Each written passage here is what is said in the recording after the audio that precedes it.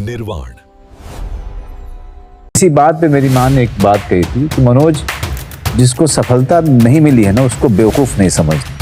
वाह। और वो भोजपुरी में ऐसे ही बोल गई। क्या क्या वो how was it said it in Bhojpuri? बताइए ना। मनोज एगो बात याद रखियो कि जेकरा जेकरा तू सब नेखे मिलल जौन तरह मिलल बनू वो गधा ना होवे। इसका मतलब तो आप समझ ही गए होंगे कि जिस इंसान को सफलता ना भी मिल पाई हो वो अपने कामों में असफल ही क्यों ना रहा हो, लेकिन ये निष्कर्ष नहीं निकाला जा सकता कि वो किसी सफल आदमी से कम समझदार है, या सीधा कहें तो वो गधा नहीं है। क्योंकि एक इंसान के सफल या असफल होने में बहुत सारे फैक्टर्स होते हैं जो एक्चुअली हमारे कंट्रोल में नहीं होते। अब टॉपिक पर आते हैं।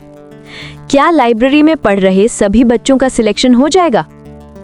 जवाब है नहीं। और शायद ये सुनकर थोड़ा दुख भी हुआ होगा ना, क्योंकि हम सब ने कभी ना कभी लाइब्रेरी में किसी को देखा है सुबह से शाम तक पढ़ते हुए, नोट्स लिखते हुए, आंखों में थकान लेकिन दिल में उम्मीद।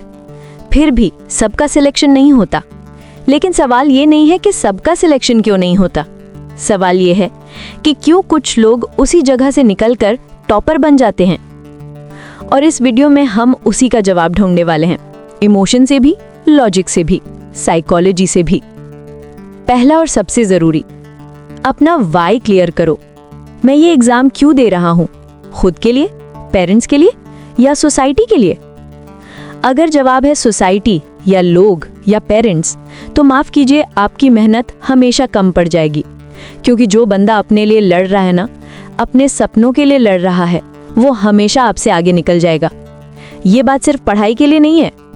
IIT, SSC, रेलवे, किसी भी एग्जाम में सिलेक्शन रेशियो देखिए 1/200, मतलब 0.5% सक्सेस रेट, यानी 200 में से 1।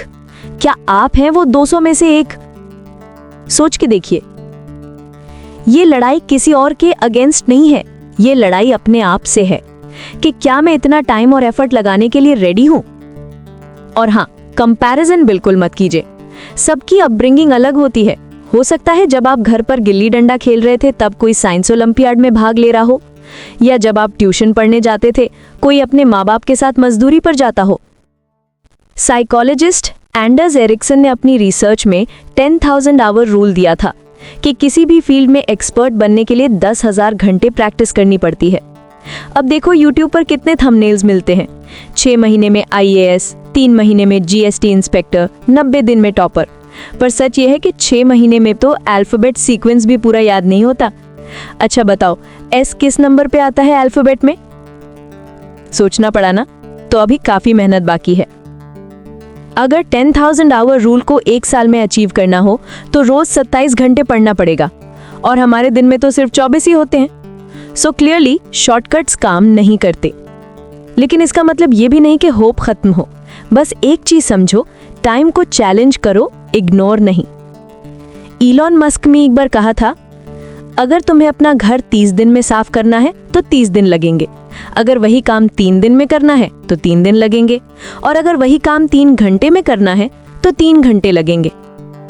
पार्किंसंस लॉ कहता है, work expands to fill the time available, मतलब जितना टाइम दोगे काम उतना लंबा खिंच जाएगा। तो अगर एग्जाम दिसंबर में है, डेडलाइन सेट करो जुलाई तक सिलेबस कंप्लीट करने की।